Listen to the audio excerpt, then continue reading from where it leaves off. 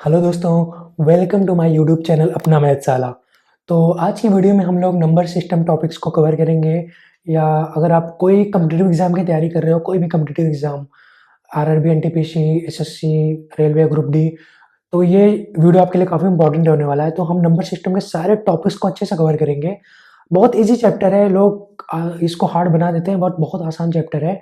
तो number system को मैं कंप्लीट इसको कवर करूँगा, सारे टॉपिक्स को अच्छे से समझेंगे हम, और लास्ट में 10 प्रैक्टिस क्वेश्चन को भी सॉल्व करेंगे, प्रीवियस ईयर क्वेश्चन को भी सॉल्व करेंगे, जिससे आपका सारा डाउट क्लियर हो जाएगा। तो अगर आप लोग न्यू हैं तो हमारे चैनल को सब्सक्राइब करें, अपने दोस्तों के साथ शेयर करें वीडियो को। और अगर आपको फिर भी कोई डाउट है या फिर आप कोई न्यू क्वेश्चन हमसे पूछना चाहते हो, तो आप लोग हमारे टेलीग्राम चैनल से जुड़ सकते हैं। वहाँ पे आप लोग हमको डायरेक्टली मैसेज कर सकते हैं, तो मैं आपके हर एक क्वेश्चन का रिप्लाई करूँगा। तो चलिए वीडियो को स्टार्ट करते हैं, वीडियो को इन तक ज़रूर देखना। नेचुरल नंबर, प्राकृतिक संख्याएं। प्राकृतिक संख्याएं क्या होती है? प्राकृतिक संख्याएं ये होती है जैसे कोई भी पॉजिटिव नंबर हो, तो उसको हम प्राकृतिक संख्या बोलते हैं। जैसे 1 2 3 4 कोई भी काउंटिंग में यूज होता है। जीरो प्राकृतिक संख्या नहीं है, जीरो प्राकृतिक संख्याओं में नहीं आता है। जैसे इस एग्जाम्पल के तौर पे आप कोई चीज़ को काउंट कर रहे हो, 1 2 3 4, एप्पल कितना है, ये है, तो ये सब चीज़ प्राकृतिक संख्याएं हैं। इसमें जीरो नहीं आता है और कोई भी काउंटिंग में आ जाए तो ये प्राकृतिक संख्याएं हैं। तो ये सिंपल सा चीज़ है। तो आगे बढ़ते हैं। हाँ, दूसरा है होल नंबर। होल नंबर में इसको बोलते हैं पूर्ण संख्याएं। पूर्णांक नहीं, पूर्ण संख्याएं होती हैं ये। पूर्ण संख्याएं संख्याएं क्या होती हैं? इस ये प्राकृतिक संख्याओं में अगर जीरो ऐड कर दोगे तो ये हो जाएगी पूर्ण संख्याएं। जैसे ये है ना, इसमें लिखा गया है ये होल नंबर और नेचुरल नंबर प्लस जीरो। ये क्या है? पूर्णांक संख्याएं क्या है? प्राकृतिक संख्याओं में जीरो ऐड करने के बाद इसमें जीरो, ये हो जाएगी पूर्ण संख्याएं हो जाएंगी। जैसे number of books in library है, एग्जाम्पल के तौर पे ऐसा है, जीरो बुक्स हैं। तो इस तरह से अब ये है पूर्ण संख्याएं, इसमें सिर्फ जीरो ऐड हो जाता है। तो इंटीजर क्या होते हैं? अब हम इंटीजर को समझेंगे। इंटीजर क्या होते हैं? जैसे इंटीजर में क्या है, सारे होल नंबर भी रहेंगे इसमें, और होल नंबर के साथ साथ निगेटिव पॉजिटिव सारे नंबर रहेंगे। ठीक है, तो जैसे है -3 -2 0 1 2, सारे इंटीजर जो भी हैं, positive negative all integer, all positive and negative integer ये है, ये पूर्णांक होते हैं। ठीक है, इसमें लिखा है ना all positive and negative integer, ये पूर्णांक संख्या होती है। जैसे एग्जांपल के तौर पे टेम्परेचर क्या होता है, माइनस प्लस सब में होता है। ये बैंक अकाउंट में क्या है, कभी डेबिट होता है तो माइनस प्लस। ये एग्जांपल के तौर पे, वैसे मैं आपको रियल लाइफ से रिलेट करने के लिए मैं दिया हूँ, बट समझ सकते हो आप, पूर्णांक संख्याओं में नेगेटिव पॉजिटिव दोनों होते हैं। तो आगे इवन एंड ऑड नंबर, सम एंड विषम नंबर, ये भी आपको पता ही है। सम नंबर तो क्या है, जो दो से डिविजिबल हो जाए, जो दो से डिवाइड हो जाता है, उसको सम नंबर बोलते हैं हम। 2 4 6 8 और 0 जिसके लास्ट में हो वो सम नंबर होता है। एंड ऑड नंबर क्या होते हैं? जो दो से डिवाइड ना हो। ये तो सिंपल, आई थिंक ये सबको तो यहाँ तक तो पता ही होता है। 1 3 5 7 9 जिसके लास्ट में हो तो वो ऑड नंबर होते हैं। यहाँ पे देखो है कि इससे अगर लास्ट में ये सब डिजिट है तो ये इवन नंबर होगा, अगर लास्ट में ये सब डिजिट है तो ये ऑड नंबर होगा। बिल्कुल सिंपल सी बात है। अब ये है प्राइम नंबर, मतलब अभाज्य संख्याएं।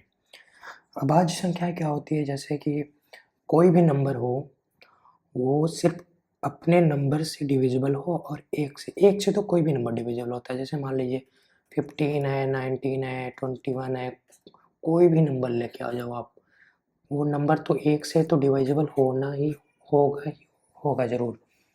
तो अभाज्य संख्या क्या होती है? एक से तो डिविजिबल हो, और सिर्फ अपने नंबर से भी कोई भी नंबर डिविजिबल होता ही है। तो अभाज्य संख्या वो होती है जो सिर्फ एक से डिविजिबल हो और खुद के नंबर से डिविजिबल हो, इसके अलावा और किसी भी नंबर से डिविजिबल नहीं हो, तो वो संख्याएं अभाज्य संख्या होती हैं। जैसे ये है सबसे छोटी अभाज्य संख्याएं 2 होती है, ठीक है। ये कहा सकता है कि सबसे छोटी अभाज्य संख्या कौन सी है, 2 होती है। 3 भी है, 3 को क्या है सिर्फ 1 से और 3 से ही डिविजिबल होगा। 5 भी सिर्फ 1 और 5 से ही डिविजिबल हो सकता है, उसके अलावा किसी और नंबर से डिविजिबल नहीं होगा। इसी के केस में 7, 11, 13 भी है। तो सिंपल सी बात है कि खुद के नंबर से डिविजिबल हो और 1 से डिविजिबल हो, और कोई भी अलग दूसरा नंबर उसको डिवाइड नहीं कर सकता है, तो वो अभाज्य संख्याएं होती हैं। तो आगे चलते हैं। आगे ये क्या है, कंपोजिट नंबर, मतलब संयुक्त संख्याएं, ठीक है। कंपोजिट नंबर क्या होती हैं, जैसे कि अभाज्य संख्याओं में क्या था, वो 1 से डिविजिबल हो और सेल्फ नंबर खुद से डिविजिबल हो, तो अभाज्य संख्या होती हैं। और ये संयुक्त संख्याएं क्या होती हैं, इन दोनों के अलावा कोई और डिविजिबल होना चाहिए, मतलब मोर देन 2, मोर देन 2, यहाँ पे लिखा है ना मोर देन 2 डिविजिबल। जैसे 4 है, ये 4 क्या है, एक से डिविजिबल तो है ही, 4 से भी डिविजिबल है, और एक क्या है 2 से भी डिविजिबल है। ये 4 2 से भी कट जाएगा, जैसे यहाँ पे इसका लिया हमने 2 2, इसको हम एक्सपेंड किया अगर, और 1 से भी डिविजिबल है, 4 से भी डिविजिबल है और 2 से भी है, तो 2 से मतलब 2 से ज़्यादा नंबर से ये डिवाइड है, तो ये संयुक्त संख्याएं होती हैं। जैसे 12 भी है, 12 को भी आप समझ सकते हो, ये 2 से भी डिविजिबल है, 1 से और 12 से तो डिविजिबल है भी, उसके अलावा भी दूसरे नंबर से भी डिविजिबल है ये, तो ये संयुक्त संख्या है, इसको बोलते हैं। तो ये भी सिंपल है, आई थिंक इसमें बहुत ज़्यादा दिमाग लगाने की चीज़ नहीं है, सिंपल सी है, ये भी क्लियर है। अब क्या है, ये सह अभाज्य संख्या है, तो इसको इंग्लिश में बोलते हैं को प्राइम नंबर। को प्राइम नंबर क्या होते हैं, 2 नंबर आप को प्राइम, जैसे को प्राइम नंबर को मतलब 2 नंबर से ही कंपेयर कर सकते हैं, जैसे कोई 8 और 15 है, जैसे कोई भी क्वेश्चन पूछ सकता है, जैसे ए और बी पूछेगा, ए और बी को प्राइम नंबर है कि नहीं एक दूसरे के कंपेरेटिवली।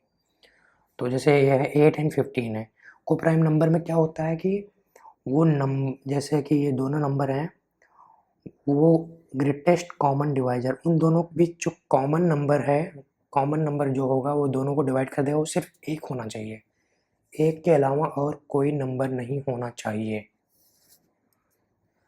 तो वो को प्राइम नंबर बोले जाएंगे। जैसे इसको इस लैंग्वेज में भी बोल सकते हैं, 2 अभाज्य संख्याएं एक दूसरे की को प्राइम नंबर होते हैं। जैसे आप अभाज्य संख्याएं तो ऑलवेज होंगी, जैसे 2 अभाज्य संख्याएं, जैसे 3 हो गए और 5 हो गए, ये एक दूसरे के को प्राइम नंबर है, क्योंकि इसका जीसीडी 1 है, ग्रेटेस्ट कॉमन डिवाइजर, जैसे कि दोनों को सिर्फ एक डिवाइड कर सकता है, वो कॉमन है, इसके अलावा कोई और दूसरा नंबर इन दोनों को डिवाइड नहीं कर सकता है। जैसे इसमें है 25 और 16 में, 25 और 16 में कॉमन फैक्टर कोई नहीं है, जैसे 25 को 5 डिवाइड कर सकता है, 1 डिवाइड कर सकता है, 16 को भी 2 और 1 भी कर सकता है, लेकिन कोई एक ऐसा नंबर जो दोनों को डिवाइड कर सकता है वो सिर्फ एक ही है, एक के अलावा कोई और नंबर ऐसा नहीं है जो दोनों को डिवाइड कर सके, तो मतलब ये दोनों को प्राइम है, समझ गए। जैसे दोनों में कॉमन फैक्टर सिर्फ 1 होगा, कॉमन जीसीडी 1 होगा, सिर्फ हाईएस्ट ग्रेटेस्ट कॉमन डिवाइजर 1 होगा, सिर्फ वन नंबर ही कॉमन है जो दोनों को डिवाइड कर सकता है। तो सिंपल सी बात है, ये भी है, समझ गए। तो आगे चलते हैं। आगे क्या है, परिमेय संख्या है। परिमेय संख्या है मतलब रेशनल नंबर। रेशनल नंबर्स क्या होते हैं, जैसे को आप हम फ्रैक्शन के फॉर्मेट में लिख सकते हैं, जैसे p/q के फॉर्मेट में कोई नंबर हो, अगर उसको हम इस तरह से लिख सकते हैं तो वो परिमेय संख्याएं होती हैं। लेकिन ये जो है दोनों इंटीजर होना चाहिए, p और q दोनों इंटीजर होना चाहिए, और q कभी 0 नहीं होना चाहिए, ठीक है। परिमेय संख्याएं हैं ये सब, इसको भी हम जैसे 0.75 को भी हम परिमेय संख्या परिमेय के फॉर्म में लिख सकते हैं, जैसे कि 75/100, तो ये भी परिमेय संख्याएं हैं, जिसको हम फ्रैक्शन के फॉर्म में कन्वर्ट कर सकते हैं, वो परिमेय संख्याएं होती हैं, ठीक है। जैसे दशमलव में भी कोई चीज़ें हैं तो इसको 1.25 ये भी परिमेय संख्या है, हम इसको लिख सकते हैं क्योंकि हम इसको हम फ्रैक्शन में कन्वर्ट कर सकते हैं, जैसे रेशनल नंबर में भिन्न में कन्वर्ट कर सकते हैं, जिसको हम लिख सकते हैं 125 डिवाइडेड बाई 100। ये भी परिमेय संख्या है, ठीक है, सिंपल सी बात है ये भी। ये अपरिमेय संख्या क्या होती है, उसके अपोजिट, जिसको हम p बाई क्यू के रूप में नहीं लिख सकते हैं, p बाई क्यू के रूप में नहीं लिख सकते हैं, तो वो अपरिमेय संख्याएं होती हैं। जैसे ये पाई है, पाई का वैल्यू बहुत अनलिमिटेड होता है, आई थिंक ऐसा होता है 3.14 सो ऑन, ऐसे ऐसे करके ये इसका कुछ एग्जैक्ट ये रुकता नहीं है, ये सो ऑन चलता रहता है, तो ये अपरिमेय संख्या में आती है। इसे रूट टू भी है, रूट टू में भी ऐसा कुछ होता है, इसको हम परिमेय p बाई क्यू के फॉर्मेट में नहीं लिख सकते हैं, ये सब है परिमेय संख्याएं होती है। अब ये क्या है, वास्तविक संख्याएं, ठीक है। वास्तविक संख्याएं क्या होती हैं? वास्तविक संख्याएं वो होती हैं जिसे अभी तक हमने जो भी नंबर देखे हैं, सारे नंबर, लाइक वास्तविक संख्याओं में सारा कुछ आ जाता है, जैसे लाइक माइनस हो गया, माइनस इंटीजर हो गया, पॉजिटिव इंटीजर हो गया, जीरो हो गया, और क्या हो गया, जैसे 0.5 में है, दशमलव में है 0.25, दशमलव वाला भी हो गया, अंडर रूट वाला भी हो गया। पाई के फॉर्मेट में कोई भी नंबर है वो वास्तविक नंबर होते हैं, रियल नंबर, ठीक है। इसमें सारे भी नंबर आ जाते हैं, ये रियल नंबर बोले जाते हैं।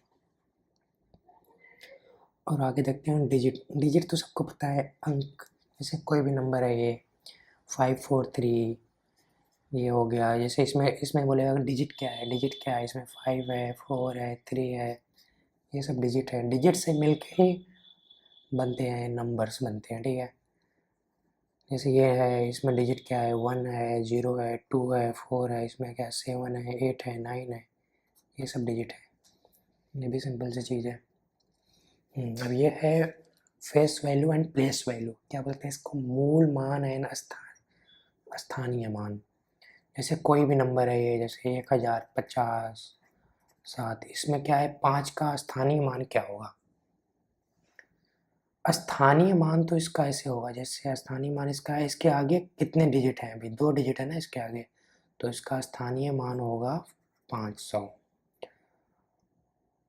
इसका मूल मान क्या होगा, फेस वैल्यू क्या होगा, फेस वैल्यू इसका होगा ओनली 5। कभी कभी पूछ लेता है, जैसे कोई भी डिजिट दे देगा, 2, 5, 8, 9, इसमें बोल देगा कि दोनों जो 7, इसमें जो बोल देगा, जैसे ये नंबर है 8, 3, इसमें कुछ भी बोल सकता है, जैसे 8 के स्थानीय मान और मूल मान में अंतर क्या है। जैसे इस डिजिट में बोलेगा 8 का फेस वैल्यू और प्लेस वैल्यू में डिफरेंस क्या है, तो हम इसको ऐसे निकाल सकते हैं। इसका स्थानीय मान तो है, जैसे इसके आगे 4 जीरो है, 4 अंक है ना, तो ये उसका स्थानीय मान होगा, इसके आगे 4 जीरो लगा देंगे। और इसका फेस वैल्यू क्या है, मूल मान क्या है, जैसे इसका है 8 है, तो इसमें से इसको माइनस कर देंगे तो वो आंसर हो जाएगा जो भी होगा, ठीक है। जैसे 10 में से 8 गए 2, 9, 9, 9, 7, ये इसका हो जाएगा आंसर।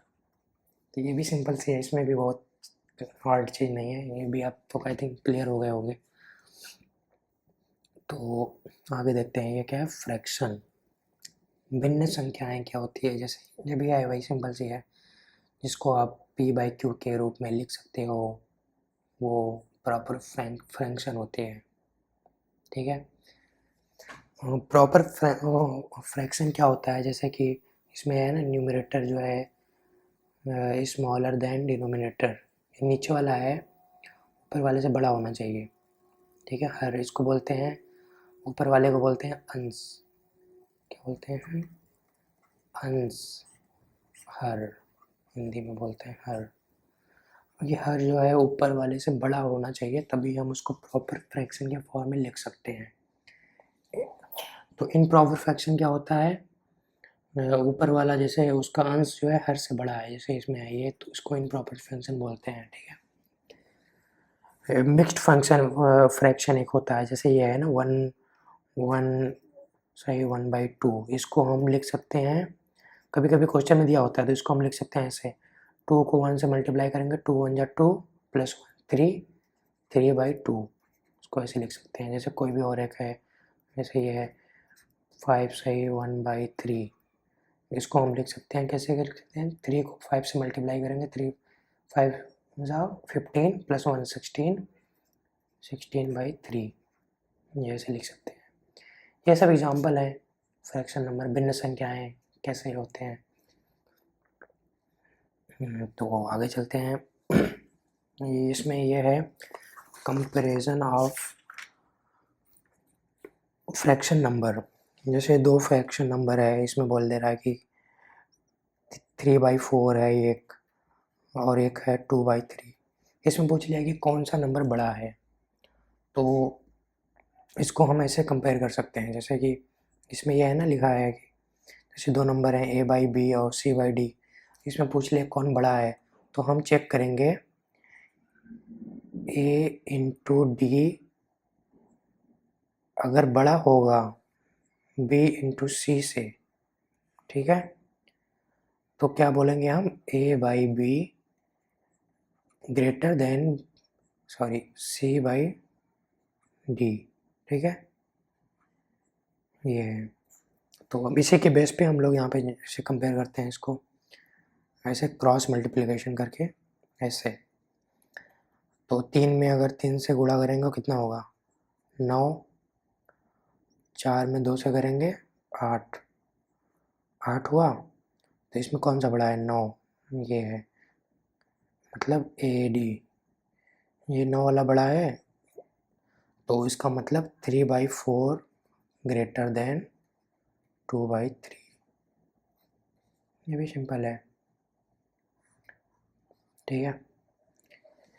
तो इसी के बेस पे आप आगे कोई भी क्वेश्चन है, जैसे एक और ले लेते हैं एग्जांपल। जैसे क्या है, एक है 5/4 है, और एक है 3/2। इन दोनों में कौन सा बड़ा है, तो हम सबसे पहले करेंगे क्रॉस मल्टीप्लिकेशन कर लेंगे, ठीक है। 5 को 2 से गुणा करेंगे कितना आएगा, 10 आएगा। 4 को 3 में करेंगे कितना आएगा, 12 आएगा। तो कौन सा बड़ा है, ये वाला बड़ा है, 12 बड़ा है, तो इसका मतलब 3/2 5/4 से बड़ा है। इसका मतलब क्या हुआ, 3/2 5/4 से बड़ा है, ये हो गया। तो आई थिंक अब ये भी क्वेश्चन आप सॉल्व कर सकते हो इसके बेस पे। तो आगे चलते हैं। इसमें क्या है, यूनिट डिजिट ऑफ प्रोडक्ट्स। जैसे कोई भी नंबर दिया हो, अगर उसका पूछ ले कि जैसे दो नंबर है, इसका हमको यूनिट डिजिट पूछ रहा है, तो इसका ऐसे हम नहीं करेंगे कि पूरे नंबर को मल्टीप्लाई करके देखेंगे, फिर लास्ट में यूनिट डिजिट फाइंड करेंगे। इसमें सबसे सिंपल सा चीज़ ये होता है, इसके लास्ट यूनिट को इसके लास्ट यूनिट से मल्टीप्लाई कर दो। 7 चौक कितना होता है, 7 को 4 में मल्टीप्लाई करेंगे तो 28, इसका यूनिट डिजिट हो गया 8। तो ये हो गया आंसर कोई भी क्वेश्चन का। जैसे कोई भी क्वेश्चन है 5 2 7 9 5 7, ये हो गया, और इंटू 7 3 5 7 2। अब इसका पूछ लिया इन दोनों को यूनिट डिजिट क्या है, तो पूरा थोड़ी मल्टीप्लाई करने जाओगे आप, हमको सिर्फ सिंपल सा चीज़ ये करना है, इसका यूनिट डिजिट और इसका यूनिट डिजिट दोनों को मल्टीप्लाई कर देंगे। इसका लास्ट वाला अंक और इसका लास्ट वाला अंक, 7 दूनी 14, 14 में क्या होगा, यूनिट डिजिट 4, तो इसका हो जाएगा 4, इसका आंसर हो जाएगा, ठीक है। चलिए फिर आप आगे बढ़ते हैं। सिंपल सी चीज़ है इसलिए हम जल्दी जल्दी आगे जा रहे हैं, इसमें बहुत कोई कॉन्सेप्ट वाली चीज़ बहुत नहीं आई। ये थोड़ा बहुत काफ़ी इम्पोर्टेंट चीज़ है। जैसे घातांक वाली संख्याओं का इकाई अंक निकालना हो, ठीक है। जैसे मान लीजिए इसमें क्या होता है, जैसे कोई भी नंबर है, जैसे हमसे पूछ सकता है कि 52 का पावर 24, ठीक है।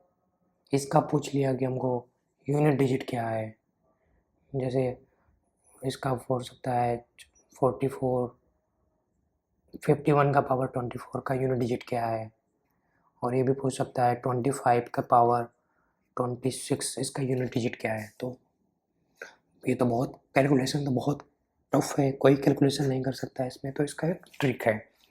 इसको देख समझने के बाद आपको कोई भी डिजिट का कितना भी पावर पूछ ले आप आसानी से बता सकते हो। सबसे पहला चीज़ हमको ये याद रखना है, 1 से लेके 1 5 6 यहाँ पे देखो ये नंबर है 0 1 5 6, ठीक है। अगर इसके पावर अगर कोई भी डिजिट है इसका यूनिट डिजिट 1 है 5 है 6 है या 0 है, इसका पावर कोई भी हो, अगर 0 इसके लास्ट में जैसे यूनिट डिजिट है जैसे कोई भी है 5 3 0 की पावर एनीथिंग लाइक 24 लिख सकते हो 22 25 कोई भी हो, अगर लास्ट में इसके 0 है, इसका यूनिट डिजिट 0 है, तो इसका लास्ट वाला डिजिट इकाई अंक 0 आएगा, ठीक है। इसकी इसी तरह अगर 5 4 2 1 लास्ट में 1 है इसके पावर कोई भी नंबर है जैसे 50 लिख दो या 52 58 जो भी 58 लिख दो, कुछ भी लिख दो। अब क्योंकि इसके लास्ट में 1 है तो इसका यूनिट डिजिट आएगा मतलब इकाई अंक 1 होगा, ठीक है। इसी तरह से अगर 1 के जगह पे लास्ट में अगर इसके 5 है, मान लीजिए 5 है, ठीक है, 5 है ये, इसके पावर कोई भी नंबर हो, तो अगर 5 है तो यहाँ पे ये 5 हो जाएगा, ठीक है। इसी तरह अगर कोई भी नंबर हो जैसे 5 3 2 6 हो गया ये, अगर इसका यूनिट डिजिट 6 है, इसके पावर कोई भी नंबर है, मान लीजिए 99 है, और इसका यूनिट डिजिट 6 है ना, तो इसका इस पूरे होल स्क्वायर का यूनिट डिजिट कितना होगा 6 होगा, ठीक है। तो इतना तो आप याद कर लो 150156, कोई भी नंबर का यूनिट डिजिट अगर इतना है तो इसका कोई भी पावर हो, कितना भी पावर क्यों ना हो, ये होगा 0 का 0 होगा, 1 का 1 होगा, 5 का 5 होगा यूनिट डिजिट, 6 का 6 होगा, ठीक है। हाँ अब हम ये है, अब इसमें थोड़ा ट्रिक है आगे वाले में, क्या है 4 और 9 के केस में क्या है,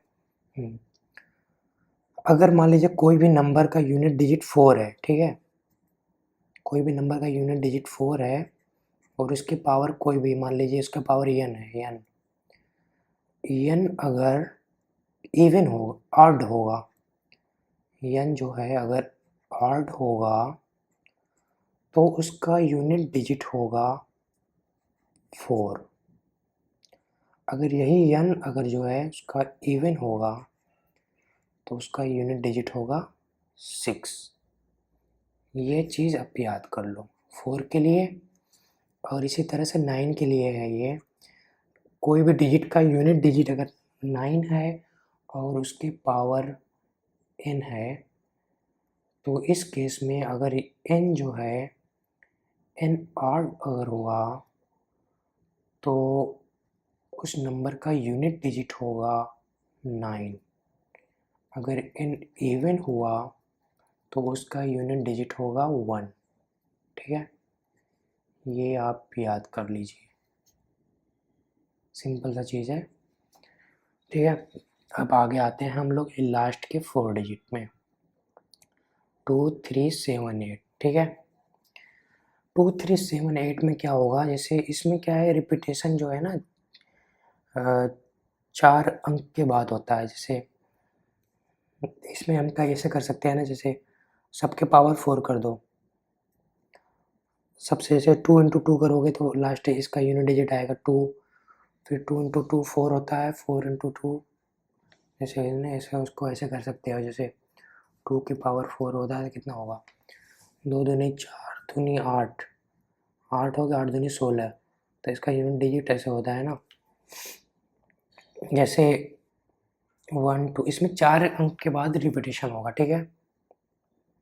इसमें क्या है 3 वाला भी 4 के बाद रिपीटेशन होगा 3 9 7 1, जैसे 3 1 जा 3, फिर 3 3 जा 9, 9 तिरिक 27 का यूनिट डिजिट 7 होगा, 27 तिया 31 का 1, फिर 1 से फिर अब रिपीट होने लगेगा, ठीक है।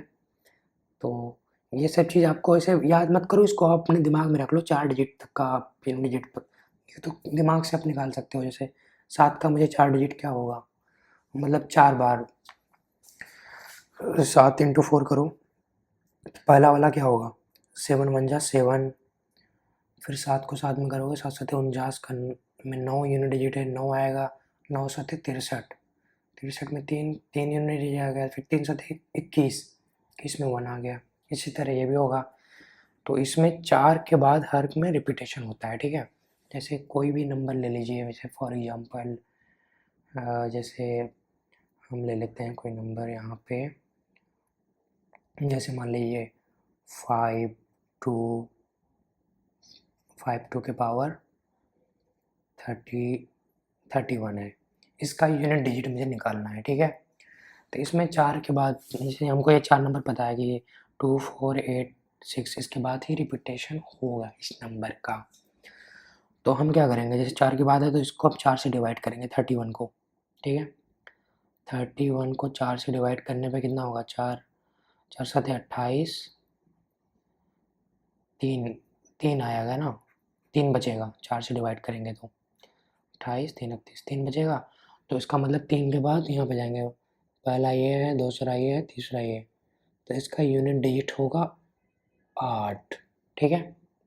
इसी तरह से आप इन सब का भी निकाल सकते हो। जैसे एक और एग्जांपल ले लेता हूँ, जैसे 93 है ये, 93 के पावर 99, ठीक है। 93 के पावर 99 का यूनिट डिजिट क्या होगा, मतलब इकाई का अंक क्या होगा। तो इसमें भी 4 के बाद रिपीटेशन आता है, तो हम इसको 4 से डिवाइड करेंगे 99 को, 99 को 4 से डिवाइड करेंगे तो कितना आएगा, 4 दूनी 8, 1 हासिल आए 1, 4 चौक 16,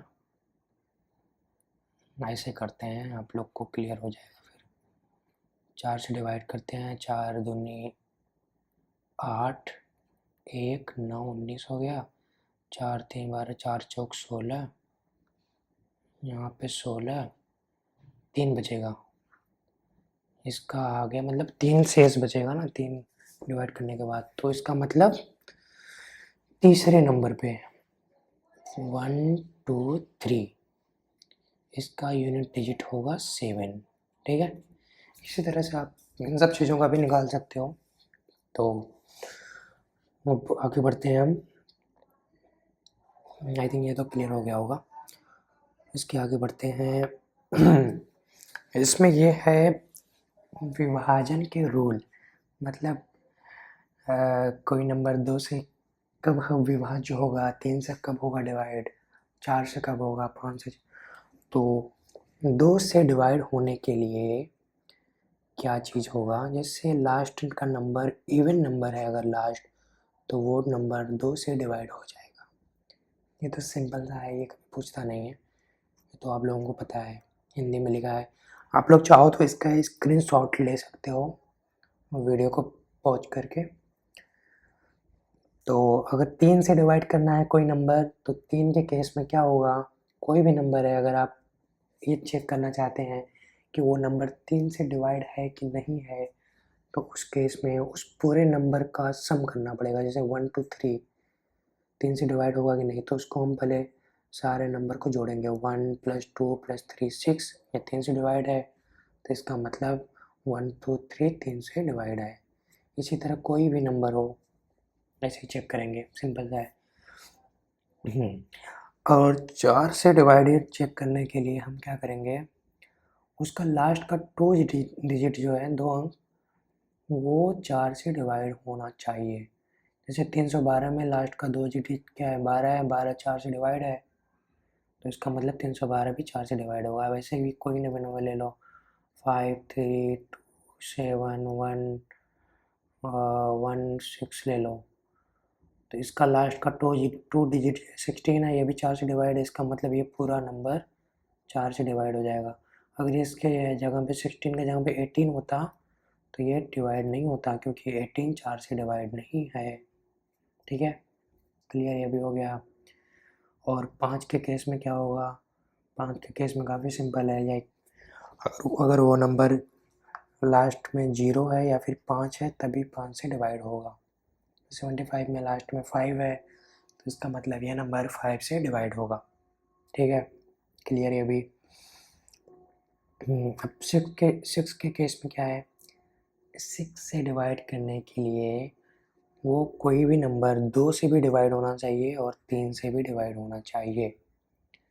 इसका मतलब वो नंबर इवन होना चाहिए और उस नंबर का सम 3 से डिवाइड होना चाहिए। जैसे 5, 3, 4, 2, 3, 3, 4, ये नंबर अगर पूछ लिया मुझसे कि ये 6 से डिवाइड है कि नहीं, तो सबसे पहले चेक करेंगे 2 से डिवाइड है कि नहीं। 2 से तो डिवाइड है क्योंकि लास्ट का नंबर इवन है, सम है। अब उसके बाद चेक करेंगे कि 6 से डिवाइड है कि नहीं, मतलब 3 से डिवाइड है कि नहीं। 3 से डिवाइड होने के लिए इस नंबर को पूरा जोड़ेंगे हम। 5, 3, 8, 8, 4, 12, 12, 2, 14, 14, 3, 17, 17, 4, 21, 21 तो 3 से डिवाइड है। इसका मतलब ये नंबर भी 6 से डिविजिबल है। ठीक है, सिंपल सा चीज़ है, ये भी क्लियर। आगे बढ़ते हैं अब हम। यहाँ पे थोड़ा कॉन्सेप्ट है, 7 से चेक करते हैं कोई नंबर 7 से कब डिवाइड होगा। 7 से डिवाइड करने के लिए हम चेक करते हैं, जैसे मान लीजिए नंबर है 203, ठीक है। तो हम चेक करेंगे कि इसके लास्ट का जो कि यहाँ पे लिखा है, हिंदी में भी देख सकते हो, अंतिम अंक को दोगुना करें। सबसे पहले अंतिम अंक को दोगुना करें। अंतिम अंक इसका है 3, 3 का दोगुना 6, ठीक है। और शेष संख्या में से घटा दें। शेष संख्या क्या है? 20, 20 में से 6 को घटा दें, जैसे यहाँ पे है तो आ जाएगा 14, ठीक है। 14 को चेक करते हैं 7 से डिवाइड है कि नहीं। 14 तो 7 से डिविजिबल है, इसका मतलब 203 7 से डिवाइड है। ऐसे आप कोई भी नंबर लेके उसको देख सकते हैं, ठीक है। अगर मान लीजिए 14 की जगह पे यहाँ पे फिर से कोई बड़ा नंबर आ गया तो फिर से हम यही कॉन्सेप्ट लगाएंगे। जैसे मान लीजिए यहाँ पे 155 आ गया, 160 आ गया, कुछ नंबर और आ गया यहाँ पे लास्ट में, तो फिर से हम वही चीज़ करेंगे, लास्ट के डिजिट को दुगना करेंगे और जो रिमेनिंग डिजिट होगा उसमें से हम उस दुगने किए हुए को माइनस कर देंगे। फिर चेक करेंगे कि वो नंबर 7 से डिवाइड है कि नहीं, उसके अकॉर्डिंग हो जाएगा, ठीक है। ये भी क्लियर, 7 का भी हो गया। अब 8 पे देखते हैं हम लोग। 8 के केस में क्या है, नंबर अगर 8 से डिवाइड होगा तो इसका मतलब कि लास्ट का 3 डिजिट 8 से डिवाइड होना चाहिए, सिंपल, ठीक है। इसका लास्ट का डिजिट क्या है? 024, मतलब 24, 24 8 से डिवाइड है 3, ऐसे भी कोई भी नंबर है सिंपल सा। तो लास्ट का 3 डिजिट 8 से डिवाइड है तो वो नंबर 8 से पूरी तरह से विभाज्य होगा, ठीक है। अब हम 9 के पास आते हैं। 9 में क्या कॉन्सेप्ट है? 9 में ये है, मतलब कोई भी नंबर अगर हम चेक करना है कि वो नंबर 9 से डिवाइड है कि नहीं है, तो पूरे नंबर को जोड़ देंगे, ठीक है। फिर वो चेक करेंगे वो 9 से डिवाइड है कि नहीं है। जैसे 5, 6, 7 है, 5, 6, 7 का सम कितना हुआ? 18 हुआ। इसका मतलब 18 9 से डिवाइड है। ऐसे 18 में भी कोई भी और बड़ा नंबर आ गया होता 6, 7, 3, 4 डिजिट का, फिर से हम चेक करते हैं। जैसे 18 को 8 + 1 9, 9 में 9 से डिवाइड है, 9 है, 9 9 से डिविजिबल है, ठीक है। सिंपल सा चीज़ है, बस इसको आप मेमोराइज कर लेना, वही बहुत दिमाग लगाने वाली चीज़ है नहीं इसमें। 10 के केस में 10 में तो कि बताना है नहीं, लास्ट में 0 होगा तभी वो नंबर 10 से डिवाइड होगा, ठीक है। 11 का काफ़ी इंपॉर्टेंट है। 11 बहुत बार एग्जाम में आता है, इसको 3 स्टार देते हैं। 11 में क्या है, मैंने एक सिंपल सा फार्मूला अपने तरफ से बनाया है, अल्टरनेटिंग सम। यदि किसी संख्याओं का वैकल्पिक जोड़ और घटाव का लास्ट परिणाम 11 से विभाज्य हो। इसको मत दिमाग दो, सबसे सिंपल सी बात है, कोई भी नंबर है अगर हमको चेक करना है कि ये नंबर 11 से डिवाइड है कि नहीं है, तो सबसे पहले हम क्या करेंगे, पहले नंबर को करेंगे प्लस, फिर लिखेंगे माइनस, फिर प्लस। इसका मतलब ये +2 -7 +2 क्या हुआ, ये -3 आया। -3 11 से डिविजिबल नहीं है, इसका मतलब ये नंबर 11 से डिविजिबल नहीं है। ऐसे भी कोई भी नंबर ले लो, 2 3 4 7 1 0 2 1, ठीक है। हमको चेक करना है ये नंबर 11 से डिविजिबल है कि नहीं है। सबसे पहले क्या करेंगे, हम यहाँ पे लिखेंगे plus minus plus minus plus minus plus, ठीक है। पहले प्लस वाले को जोड़ लेते हैं, +2 2 7 2 9, 9 में 0 को जोड़ेंगे 0 आएगा, फिर 1 10, सॉरी 9 में 0 जोड़ेंगे 9 आएगा, 9 + 1 10 हो गया। फिर माइनस वाला कितना है, 3 1 4 2 6 4 बचा, ये भी 11 से डिविजिबल नहीं है, ठीक है। सिंपल सा क्लियर है ये भी। अब आगे बढ़ते हैं हम लोग। अब यहाँ पे है 12 से डिविजिबल होगा कोई नंबर पूरी तरह से 12 से तभी विभाज्य होगा जब वो नंबर 3 और 4 दोनों से पूरी तरह से विभाज्य हो, ठीक है। ये सब तो आप पहले से मैं बता दिया हूँ, तो बार बार बताने की ज़रूरत है, आपको याद हो गया होगा। तो 13 के केस में आते हैं। 13 में क्या है, 13 वाला थोड़ा कॉन्सेप्चुअल है। 13 के केस में क्या है, कोई अगर हमको चेक करना है कोई नंबर 13 से डिवाइड है कि नहीं है, उस केस में हम करेंगे, सबसे पहले उसका लास्ट डिजिट को 9 से मल्टीप्लाई करेंगे। 3 है लास्ट डिजिट, इसका 9 से मल्टीप्लाई करने के बाद आएगा 27। फिर जो बचा हुआ नंबर है 27, 27 में से 27 को माइनस कर देंगे, आ गया 0। इसका मतलब ये 13 से डिवाइड है। 0 भी आएगा, अगर 13 आता फिर भी मानते डिवाइड है, वो 26 आता फिर भी मानते डिवाइड है, ठीक है। ऐसे भी आप कोई भी नंबर ले लो, जैसे आप मान ले, मैं एक और एग्जांपल ले लेता हूँ, 3 5 2 1, ठीक है। इसको हमें चेक करना है कि ये 13 से डिविजिबल है कि नहीं। Remove last digit, last digit को रिमूव करते हैं 1 को, इसको 9 से मल्टीप्लाई करेंगे 9 आएगा, फिर बचा हुआ अंक कितना है 3 5 2 -9। तो इसको करने के बाद कितना आएगा, ये 12 में से 9 गए 3, यहाँ पे बचेगा 4 3, ठीक है। फिर हम इसको चेक करेंगे, फिर सेम चीज़ वही अप्लाई करेंगे, ठीक है। 3 को करेंगे 9 से मल्टीप्लाई, जब तक मतलब छोटा अंक ना आ जाए तब तक करते रहेंगे। 9 त्रिक 27, फिर ये नंबर बचा है 34, 34 में से 27 घटा देंगे, कितना बचेगा 4 3 7 बचेगा। 7 ये 13 से डिविजिबल नहीं है, इसका मतलब 3 5 2 1 ये नंबर डिविजिबल नहीं है, ठीक है, नॉट डिविजिबल फ्रॉम 13। 14 के केस में क्या है, 14 से कोई भी नंबर पूरी तरह से डिविजिबल या विभाज्य तभी होगा अगर वो नंबर 2 और 7 दोनों से पूरी तरह से विभाज्य है। 2 से विभाज्य होने के लिए इवन होना चाहिए, और 7 का आपको रूल पता है, ठीक है, पहले ही बताया था हमने आपको। अब 15 वाला रूल क्या है, 15 से कोई नंबर पूरी तरह से तभी विभाज्य होगा जब वो नंबर 3 और 5 दोनों से पूरी तरह से विभाज्य है। 3 से विभाज्य होने के लिए सम उसका, उस नंबर का सम 3 से विभाज्य होना चाहिए, और 5 से विभाज्य होने के लिए लास्ट का अंक 5 हो या 0 हो, ठीक है। ये भी सिंपल सा है, ये भी आपको क्लियर हो गया होगा। तो चलते हैं और आगे नंबर देखते हैं। आगे नंबर है 16। 16 से कोई नंबर विभाजित तभी होगा जब उस नंबर का लास्ट का 4 अंक 16 से विभाज्य हो, ठीक है। लास्ट का 4 अंक ये है, ये 16 से विभाज्य अगर है तभी वो नंबर 16 से विभाज्य होगा, ठीक है। ये भी कॉन्सेप्ट क्लियर हो गया। 17 के लिए क्या करना है हमको, 17 से अगर चेक करना है तो पहले हम क्या करेंगे, रिमूव लास्ट डिजिट, लास्ट अंक हटा देंगे। जैसे एक्स ये है 119, लास्ट डिजिट हटाने पे 11 बचा। फिर मल्टीप्लाई बाई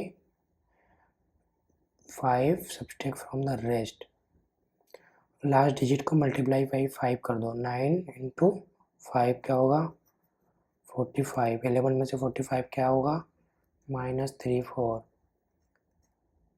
ये -34 क्या है, विभाज्य नहीं है, विभाज्य नहीं है, ये गलत यहाँ पे लिख गया है, विभाज्य होगा। माइनस हो या प्लस हो 34 तो 17 से विभाज्य है, 17×34, ठीक है। इसका मतलब ये नंबर 119 इससे विभाज्य होगा, क्योंकि माइनस प्लस से नहीं मतलब है। अगर यहाँ पे -17 भी होता अगर तो नंबर विभाज्य माना जाएगा, क्योंकि 17 से डिवाइड हो जाएगा है ना ये नंबर विभाज्य है। तो 18 के केस में क्या है, अब 18 के केस में क्या है, कोई नंबर अगर 2 से विभाज्य हो, अगर 9 दोनों से विभाज्य हो तो वो नंबर 18 से विभाज्य होगा।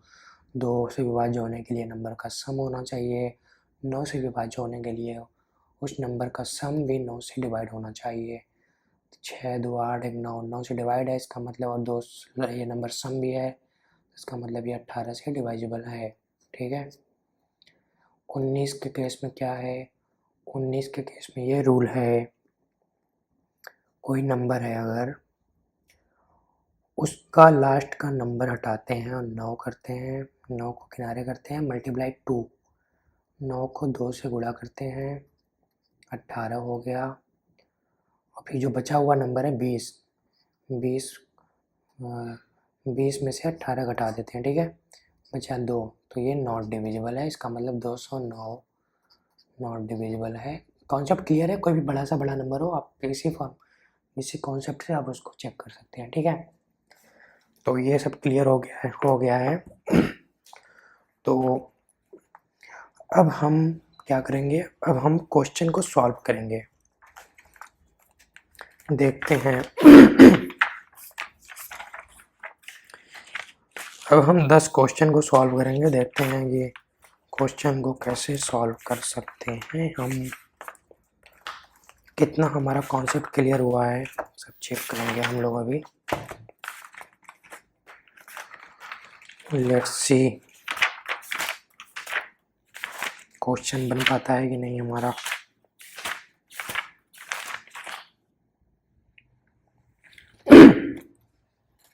पानी पी लेता हूँ।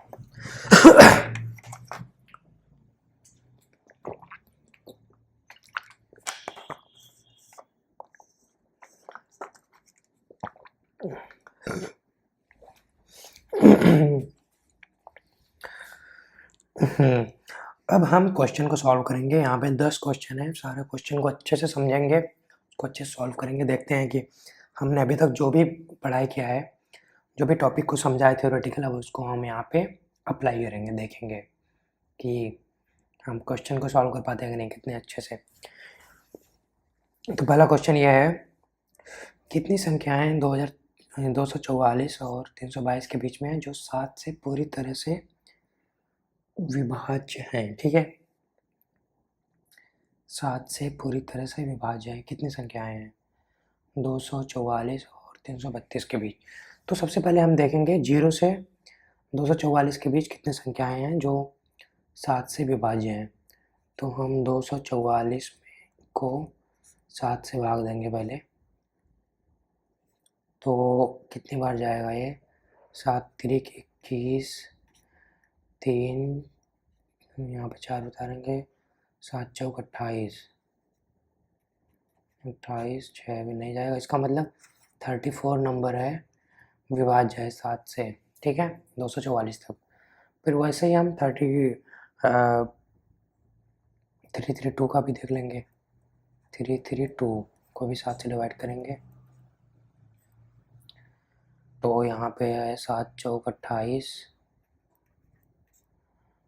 5 2, 7 7 49, 7 7 49, हाँ 7 बार जाएगा, 49 3, इसका मतलब 47, मतलब 0 से 32 के बीच में 322 के बीच में 47 अंक जो है 47 नंबर जो है 7 से पूरी तरह से विभाज्य है। लेकिन हमसे ये पूछा है 244 से इसके बीच में, अगर फिर हम 0 से 244 के बीच में कितने हैं 34, इसका मतलब 47 में से 34 को माइनस कर देंगे हम, तो आएगा कितना आएगा, बचेगा 13।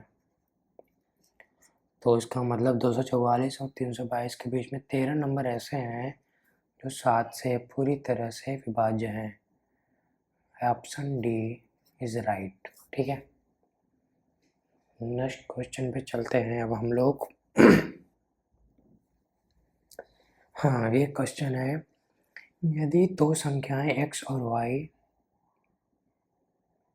इन दोनों संख्याओं के अंक हैं, ऐसे कि यह संख्या 80 से विभाज्य हो, मतलब कि ये बोलना चाह रहे हैं कि ये 653xy 80 से पूरी तरह से विभाज्य है। 80 से कब विभाज्य होगा, जब y 0 होगा। ठीक है, इसका मतलब हमको y का वैल्यू पहले पता चल चुका है, y का वैल्यू है 0। ठीक है, तो हमसे x प्लस वाई का वैल्यू पूछ रहा है, कितना होगा। ठीक है, तो इसके लिए हमको चेक करना पड़ेगा। 80 से कोई विभाज्य होगा तो मतलब 10 से विभाज्य होना चाहिए और 8 से विभाज्य होना चाहिए। 10 से विभाज्य होने के लिए y 0 हो, और 8 से विभाज्य होने का रूल ये है कि उसका लास्ट का 3 डिजिट, जैसे 3 है और ये x है, y तो 0 है, ये डिजिट 8 से पूरी तरह से डिवाइड होना चाहिए। 8 से कब डिवाइड होगा, ये 8 से ये डिवाइड तभी हो सकता है जब यहाँ पे 8 चौक 32, यहाँ पे 2 होना चाहिए। सिंपल सा यहाँ पे पता चल गया ना, x इक्वल टू 2 होगा तभी ये पूरी तरह से डिवाइड होगा 8 से। ठीक है, तो इसका मतलब मुझे x का वैल्यू मिल गया 2, y का वैल्यू है 0, 2 प्लस 0 इज इक्वल टू 2, 2 हो गया इसका answer. Answer B is correct. ठीक है, बी हो गया इसका आंसर। चलते हैं तीसरे क्वेश्चन पे। तीसरे क्वेश्चन में ये है कि 8774 में से कौन सी न्यूनतम संख्या घटाई जाए कि ये 13 से पूरी तरह से विभाज्य हो जाए। ठीक है, तो इसके लिए हम पहले क्या करेंगे, इसको हम 13 से भाग दे देंगे। 13 से भाग देंगे, कितना आएगा ये, 13 पच्चे 50, 13 छः 78, 13 छः 78, 78 हुआ। 17 में से 8 गया 9, यहाँ पे कट गया, फिर 7 उतारे, 13 छः 78, 13 7 91। सिंपल तरीका बता रहा हूँ आराम से। यहाँ पे बचेगा 6, 64, 13 पच्चे 65, 13 से 26, 13 चौका 52 हुआ। यहाँ पे आएगा 12 शेष बचा इसका। ठीक है, रिमाइंडर 12 रिमाइंडर बचा है इसका। इसका मतलब अगर 12 इस नंबर से घटा दें हम, तब ये नंबर पूरी तरह से 13 से विभाज्य होगा। ठीक है, तो इसका मतलब ये इसका आंसर है सी। अगले क्वेश्चन पे चलते हैं। सिंपल सा क्वेश्चन है, सब कोई बात। हाँ, अभी हमने पढ़ा था ना स्थानीय मान और मूल मान क्या होता है, place value and face value, ये उसी के बेस पे क्वेश्चन है ये। इसमें ये पूछ रहा है 934530 में जो 2 बार आया है, उसके स्थानीय मान का अंतर क्या होगा। तो हम चेक करते हैं सबसे पहले इसका स्थानीय मान क्या होगा। इसके आगे 1 0 है तो इसका स्थानीय मान होगा 30, और इसके आगे कितने डिजिट हैं, 1 1 2 3 4, तो इसका मतलब इसका वैल्यू है 1 2 3 4। इसका अंतर पूछ रहा है तो इसमें से हम 30 घटा देंगे, 30 घटाएंगे तो कितना आएगा, 10 में से 7 3 गए 7, 9 9 2 2 9 9 7 0। इसका मतलब ए इसका करेक्ट आंसर है। ठीक है, ए इसका आंसर है 5। पहले आप लोग सॉल्व कीजिए, फिर हमारा सॉल्यूशन देखिए, देखते हैं कि आप लोग सॉल्व कर पाते हैं कि नहीं। तो ये क्वेश्चन ये है, सबसे बड़ी संख्या और सबसे छोटी 5 अंक की संख्याओं का योग। ये बहुत सिंपल सा है। 5 अंकों की सबसे बड़ी संख्याएं कितनी हैं? ये सबसे बड़ी संख्या के लिए 9999 ये है। सबसे छोटी संख्या क्या होती है? 140। इसका योग पूछा है, सिंपल सा है, 9 1 10, 1049 1049। इसका आंसर है सी। ठीक है, डन। अगले क्वेश्चन पे आते हैं। 15 से विभाज्य सभी 3 अंक की संख्याओं की गिनती क्या है? इसको आप लोग सॉल्व कीजिए। अगर आप लोग सॉल्व करते हैं नहीं, फिर तो मेरा सॉल्यूशन देख लेना आप लोग। 3 अंक की संख्याओं की गिनती क्या है? 3 अंक का सबसे अभी मैंने एक क्वेश्चन सेम कॉन्सेप्ट पे किया है, पहला क्वेश्चन। इतना हिंट दे रहा हूँ आप लोग को। ठीक है, मैं अब सॉल्व कर रहा हूँ। 3 अंक की संख्याओं की तीन कौन से 3 डिजिट ऐसे हैं जो 15 से पूरी तरह से विभाज्य है? तो 3 अंकों की सबसे छोटी संख्या क्या है? 100। और सबसे बड़ी संख्या क्या है? 999। तो सबसे पहले हम चेक करेंगे 0 से 100 के बीच में कितनी संख्याएं हैं जो 15 से पूरी तरह से विभाज्य है। 15 छक्का 90 है, इसका मतलब 6 संख्याएं ऐसे हैं जो पूरी तरह से विभाज्य हैं।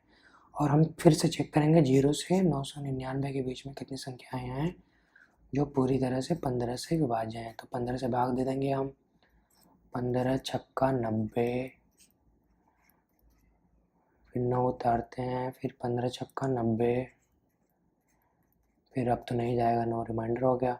इसका मतलब 66 संख्याएं ऐसे हैं जो 0 से 99 के बीच में 999 के बीच में जो 15 से पूरी तरह से विभाज्य है। लेकिन हमको सिर्फ 3 डिजिट वाला चाहिए, तो इसका मतलब 6 इसमें से घटाना पड़ेगा। तो 66 माइनस 6 60। तो 100 और 999 के बीच में 60 ऐसी संख्याएं हैं जो 15 से पूरी तरह से विभाज्य हैं। तो 20 का आंसर हो गया। अब ये वाला क्वेश्चन करते हैं, आप लोग भी सॉल्व कीजिए, बहुत मस्त क्वेश्चन है ये भी। ये नंबर है 6m61। अगर ये नंबर 11 से पूरी तरह से डिवाइडेड है तो हमको m का वैल्यू निकालना है। तो मैंने क्या बताया था, सबसे मेन कॉन्सेप्ट इसका क्या है? अगर कोई नंबर 11 से पूरी तरह से विभाज्य कब होगा, हम इसको चेक करने के लिए सबसे पहले करते हैं प्लस माइनस प्लस माइनस। तो इसका क्या होगा? 6 माइनस m प्लस 6 माइनस 1। तो ये हो जाएगा 6 6 12 माइनस 1 11 11 माइनस m। और ये नंबर 11 से विभाज्य है, इसका मतलब m 0 होना चाहिए। ठीक है, m 0 होगा तो यहाँ पे 11 आ जाएगा। 11 पूरी तरह से 11 से डिवाइडेड है, तभी ये नंबर पूरी तरह से 11 से विभाज्य होगा। इसका मतलब m का वैल्यू होगा 0। m का वैल्यू होगा 0। तो ये है, इसका करेक्ट आंसर है बी। तो चलिए नेक्स्ट क्वेश्चन पे चलते हैं। ये भी सिंपल सा क्वेश्चन है, आप लोग ट्राई कीजिए, सेम कॉन्सेप्ट पे है। अगर एक नंबर है 5a7 2b, अगर ये नंबर पूरी तरह से 11 से डिवाइडेड है तो हमको b माइनस ए का वैल्यू निकालना है। ठीक है, तो हमारा सिंपल सा फार्मूला ये है, सबसे पहले करते हैं हम plus minus plus minus plus. Plus क्या है? Plus 5 minus a plus 7 minus 2 plus b। ठीक है, फिर इसको करते हैं 5 प्लस 7 7 5 12 माइनस 2 प्लस b फिर माइनस ए, ठीक है।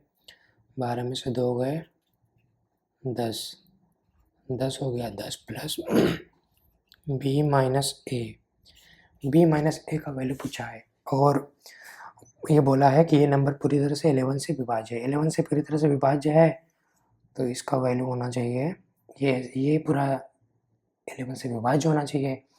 11 से विभाज्य होने के लिए ये 10 और ये 1 होना चाहिए, तभी ये 11 से विभाज्य होगा। इसका मतलब बी माइनस ए का वैल्यू है 1, ठीक है। बी माइनस ए का वैल्यू होगा 1, तो ये हो जाएगा 11। तो इसका करेक्ट आंसर है बी, ठीक है। तो चलिए अब अगले क्वेश्चन की तरफ चलते हैं हम लोग। ये भी बढ़िया क्वेश्चन है। ये नंबर है, आप लोग ट्राई कीजिए कि आप लोग सॉल्व कर सकते हो कि नहीं, मैं करता हूँ फिर। ये नंबर है K532006K। अगर ये नंबर पूरी तरह से 6 से डिवाइडेड है तो हमको K का वैल्यू निकालना है, ठीक है। 6 से डिवाइडेड होने के लिए ये नंबर क्या होना चाहिए, 2 से और 3 दोनों से डिवाइड होना चाहिए। 2 से डिवाइड होने के लिए K इवन होना चाहिए, तो K इवन होना चाहिए, लेकिन ऑप्शन में भी सारा इवन है। इसका मतलब एक चीज़ क्लियर हो गया कि 1 तो नहीं हो सकता है, क्योंकि ये K का वैल्यू इवन ही होगा। अब और हमको चेक करना है 3 से डिवाइड होना चाहिए। 3 से डिवाइड होने के लिए इस नंबर का सम जो है, इस नंबर को जोड़ने पे वो 3 से डिवाइड होना चाहिए। तो हम इसको जोड़ते हैं, ठीक है। इसको जोड़ते हैं हम, K plus 5 plus 3 plus 2 plus 0 plus 6 plus K, ये हो जाएगा K हो जाएगा 2K प्लस 5 3 8 8 2 10 6 16, ये हो गया 16। ये नंबर होना चाहिए कितने से डिवाइड होना चाहिए, ये नंबर पूरी तरह से 3 से डिवाइड होना चाहिए। 3, तो हम लोग अपना जनरल माइंड यूज कर सकते हैं। 16 के बाद कौन सा नंबर है जो 3 से डिवाइड होना है, 16 के बाद 18 होता है, 3 छक 18। 18 के लिए क्या है, यहाँ पे K1 होना चाहिए, लेकिन K ऑड नंबर हो ही नहीं सकता है, विषम नंबर।